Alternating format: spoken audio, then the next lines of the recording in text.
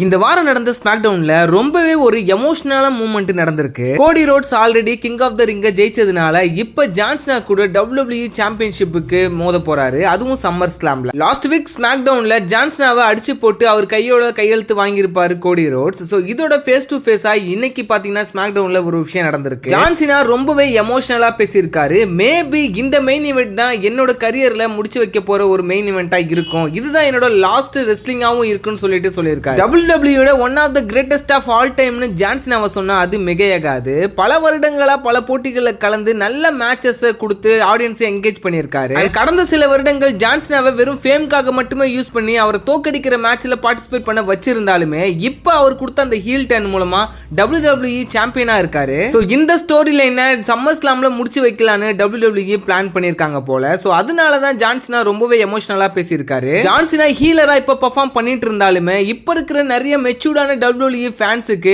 John சீனாவை ரொம்பவே பிடிச்சிருந்தது.